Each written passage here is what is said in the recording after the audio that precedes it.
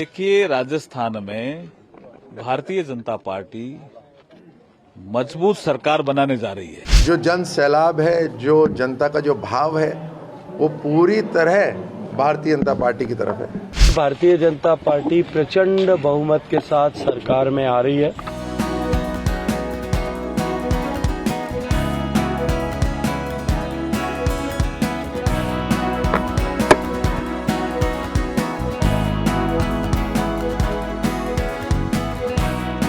देखिए, राजस्थान में भारतीय जनता पार्टी मजबूत सरकार बनाने जा रही है। आज मतदान का दिवस है। आपको लग रहा है कि मैं जिस बूथ पे खड़ा हूं, इतनी बड़ी संख्या में महिलाएं हैं। लोकतंत्र की ताकत नजर आ रही है ना, साफ साफ। हर जगह जिस तरह से मतदान लंबे मतदान केंद्रों में लाइन लगी है, ये क्या संकेत है? ये संकेत है जो चुनाव आयोग ने जो कुछ नवाचार किए हैं, उसका भी असर हमें देखने को मिल रहा है। हम इस अवसर पर भारतीय निर्वाचन आयोग का भी आभार प्रकट करते हैं।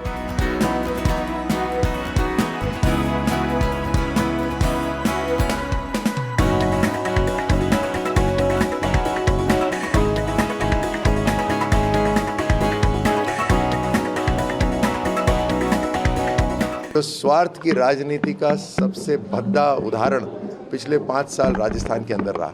मतलब जितना मिला था उससे खुश नहीं थे, और ज़्यादा चाहिए था। और उस स्वार्थ के कारण अपनी पार्टी को भी खड्डे में धकेला और राजस्थान को भी खड्डे में धकेला। ये हुआ है कांग्रेस के राज में। कह रहा मैं उनकी पार्टी से कोई मतलब नहीं है, उनकी पार्टी से वैसे भी किसी को कोई उम्मीद ही नहीं है, ना दूरदृष्टि है, ना कोई संकल्प है। लेकिन हमारा सारी चिंता राजस्थान की जनता के लिए थी, जो 5 साल पिछड़ गए। और ख़ास तौर से युवाओं के लिए 5 साल बहुत बड़े होते हैं। और देश जब आगे बढ़ता है तो उसमें राजस्थान पीछे कैसे रह सकता है?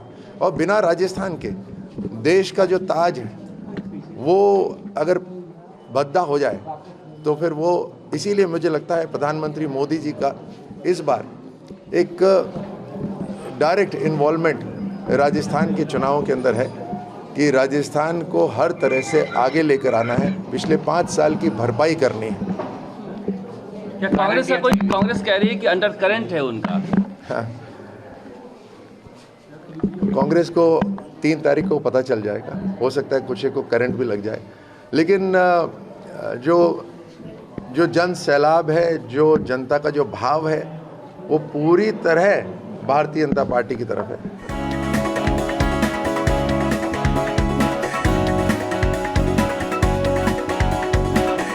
लाखों बलिदानों के बाद हासिल स्वतंत्रता और लोकतंत्र के द्वारा मिला है।